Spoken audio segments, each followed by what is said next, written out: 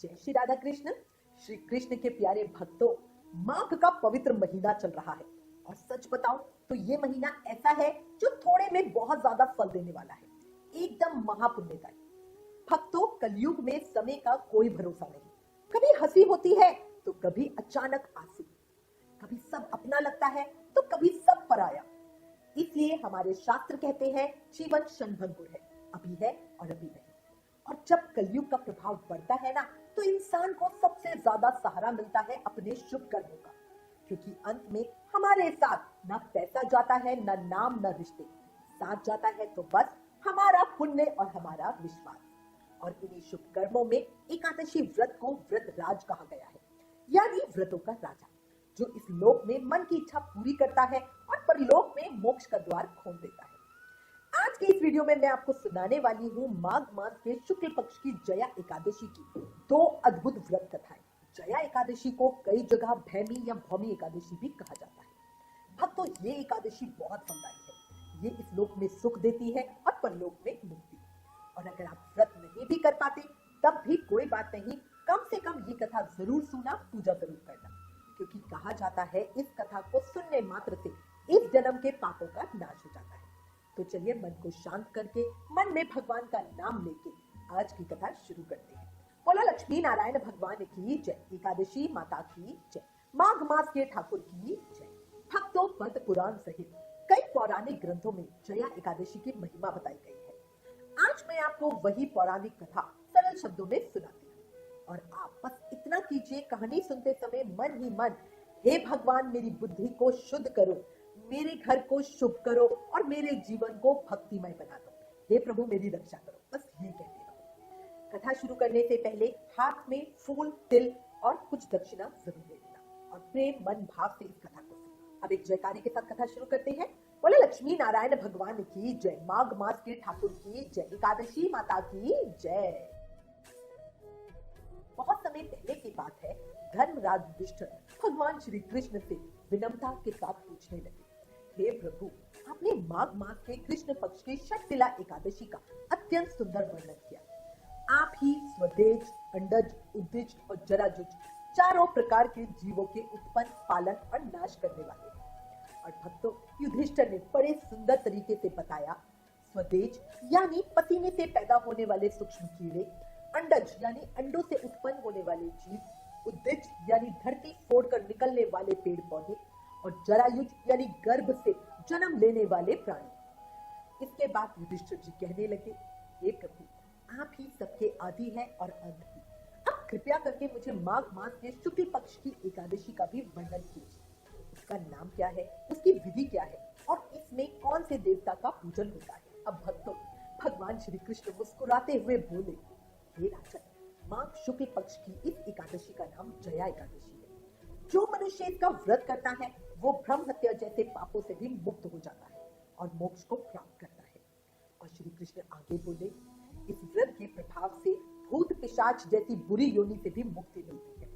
अब मैं तुम्हें पद्म पुराण में वर्णित इसकी महिमा की एक सुंदर कथा सुनाता हूँ। भक्तों, अब कहानी हमें ले जाती है स्वर्ग लोक में, जहाँ देवराज इंद्र राज्य करते थे और स्वर्ग में देवगण सुखपूर्वक रहते। एक बार नंद नवन में बहुत बड़ा उत्सव रखा गया।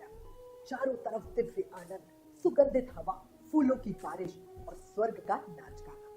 देवता, सिद्ध संत और दिव्य पुरुष सब मौजूद थे। इंद्र अपनी इच्छा अनुसार अप्सराओं के साथ विहार कर रहे थे, गंधर्व गान कर रहे थे, गंधर्व कन्याएं नृत्य कर रही थी और पूरा वातावरण ऐसे लग रहा था मानो खुशी अपने चरम सीमा पर हो। और भक्तों, उन्हीं गंधर्वों में एक प्रसिद्ध गंधर्व था पुष्पदत्त और उसकी सुंदर कन्या थी पुष्पवती। वहीं दूसरी ओर गंधर्व चित्रसेन और उसकी पत्नी मालिनी, और मालिनी का पुत्र था पुष्पवान और उसका पुत्र था माल्यवान। अब भक्तों, माल्यवान की आवाज इतनी सुरीली थी कि जैसे उसकी गायकी सुनकर हवा भी थम जाए, और इसका रूप इतना सुंदर कि आंखें हटे ही न। जैसे ही पुष्पवती ने माल्यवान को देखा तो उस पर मोहित हो गई और उसके मन में काम बाण चलने लगे। उसने अपने हाव भाव, अपने नृत्य और अपने रूप से माल्यवान को अपने वश में कर लिया। और फिर क्या हुआ भक्तों, पुष्पवती के नृत्य को देखकर माल्यवान की सुध-बुध चली गई और वो गाते गाते सुरताल भूल गया। उसकी गायकी में गलती होने लगी। अब इस सभा में बैठे देवराज इंद्र ने सब समझ लिया। इंद्र ने उनके प्रेम को भी पहचान लिया और उन्होंने इसे अपना अपमान मान लिया। बस भक्तों, इंद्र क्रोधित हो गए और उन्होंने वही सबके सामने उन्हें श्राप दे दिया। इंद्र बोले, हे मूर्खों, तुम्हें धिक्कार है। अब तुम दोनों स्त्री पुरुष के रूप में मृत्युलोक में जाकर पिशाच योनि धारण करो और अपने कर्मों का फल भोगो। भक्तों, ये शब्द सुनते ही दोनों के पैरों तले जमीन खिसक गई। उनकी आंखें भर आई, क्योंकि स्वर्ग का सुख एक पल में नर्क का दुख बन गया और श्राप का प्रभाव तुरंत हुआ। दोनों धरती पे आ गिरे, वो भी हिमालय पर्वत के पास के जंगलों में। अब भक्तों, पिशाच योनि कैसी होती है, ये शब्द सुनते ही मन कांप जाता है। वहां न कोई सुख, न कोई स्वाद, न स्पर्श, न कोई शांति। उनका पूरा जीवन दुखमय बन गया। उन्हें एक पल को भी नींद नहीं आती थी। शीत इतनी तीव्र थी कि हर समय दांत बजते रहते, उनके रोंगटे खड़े रहते थे। एक दिन वो पिशाच पुरुष अपनी पिशाच स्त्री से बोला, पिछले जन्म में हमने कौन सा ऐसा पाप किया था जो हमें ये भयानक योनि मिली। और फिर वो बोले, इस योनि से तो नर्क का दुख भी बेहतर है। अब हम कोई पाप नहीं करेंगे।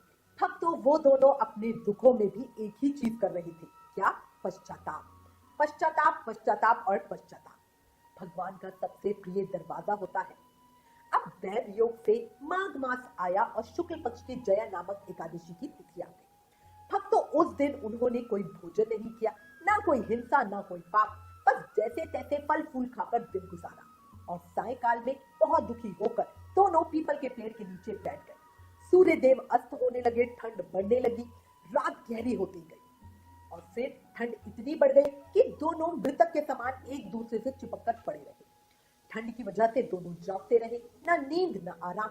और दुख के समय में भगवान ही याद आते हैं, तो मुंह में था भगवान का नाम। भक्तों, उसी जागरण में उनका पछतावा भी था और अनजाने में ही उनके मुख से भगवान का स्मरण हो रहा था। रात बीतते बीतते सुबह तक दोनों की मृत्यु हो गई। अब आप सोच रहे होंगे, इतना दुख झेलकर भी मृत्यु? भक्तों, यहीं पर कहानी पलटती है। जैसे ही प्रभात हुआ, जया एकादशी का प्रभाव दिखा। श्री कृष्ण युधिष्ठिर से बोले, हे राजन, एकादशी के उपवास और रात्रि जागरण के प्रभाव से अगले दिन उनकी पिशाच योनि छूट गई। उनके शरीर बदल गए और वो फिर से अत्यंत सुंदर गंधर्व और अप्सरा बन गए।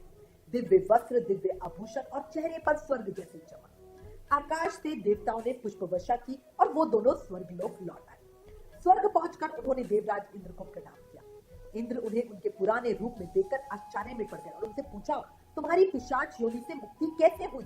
तो माल्यवान ने कहा, हे देवेंद्र, भगवान विष्णु की कृपा और जया एकादशी व्रत के प्रभाव से हमारी मुक्ति हुई है। तब इंद्र बोले, हे माल्यवान, एकादशी व्रत के प्रभाव से तुम दोनों वंदनीय बन गए, क्योंकि विष्णु और शिव के भक्त हम देवताओं के भी पूजनीय होते हैं। अब तुम प्रसन्नता से देवलोक में निवास करो। इसके बाद भक्तों श्री कृष्ण युधिष्ठिर जी से बोले, जो मनुष्य जया एकादशी का व्रत करता है उसने मानो सभी यज्ञ तप दान कर लिया। और कहा जाता है, जया एकादशी व्रत करने वाला 1000 वर्ष तक स्वर्ग में वास करता है। बोला लक्ष्मी नारायण भगवान की जय, एकादशी माता की जय। अब पहली कथा तो आपने सुन ली। अब मैं आपको सुनाती हूँ दूसरी पौराणिक कथा, जो बहुत लोगों की जिंदगी बदल देती है, क्योंकि ये कहानी है विश्वास और अविश्वास की। बहुत समय पहले की बात है, एक नगर में एक गरीब ब्राह्मण अपनी पत्नी के साथ रहता था।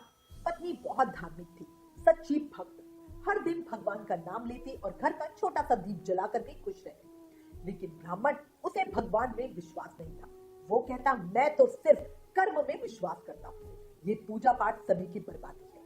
और दुख की बात ये थी भक्तों कि वो अपनी पत्नी को भी भक्ति करने पर ताना देता, उसका मजाक उड़ाता, लेकिन पत्नी शांत रहती, क्योंकि भक्त का सबसे बड़ा हथियार होता है धैर्य। एक दिन उसकी पत्नी ने संकल्प लिया, मैं माघ मास के शुक्ल पक्ष की जया एकादशी का व्रत करूंगी। अब वो तैयारियां करने लगी, घर साफ किया, पूजा की सामग्री रखी, मन में श्रद्धा और आंखों में उम्मीद। लेकिन ब्राह्मण ने फिर भी विरोध किया। वो बोला, तुम क्यों व्रत करती हो? इससे क्या होगा? ये केवल समय की बर्बादी है। पत्नी ने बहुत शांत होकर कहा, मैं भगवान से कुछ नहीं मांगती, बस अपना व्रत शुद्ध मन से करती हूँ और प्रभु का नाम लेती हूँ। भक्तों, उसने व्रत किया, बढ़िया पूजा की, पूरे दिन उपवास रखा और मन से विष्णु भगवान का स्मरण किया। रात हुई, ब्राह्मण सोने चला गया और तभी उसके साथ कुछ ऐसा हुआ जो उसके जीवन का सबसे बड़ा परिवर्तन बन गया। उस रात ब्राह्मण ने एक सपना देखा कि वो किसी अजीब सी जगह खड़ा है, चारों ओर अंधेरा और डरावनी आवाजें, भूत प्रेत पिशाच राक्षस, मानो किसी दूसरी ही दुनिया में वो चला गया हो। वो डर से कांपने लगा, उसके हाथ पैर ठंडे पड़ गए और तभी उसके सामने भगवान विष्णु प्रकट हुए। चारों तरफ दिव्य प्रकाश फैल गया। भगवान ने कहा, तुमने अपनी पत्नी का मजाक उड़ाया, लेकिन उसने श्रद्धा से जया एकादशी का व्रत किया।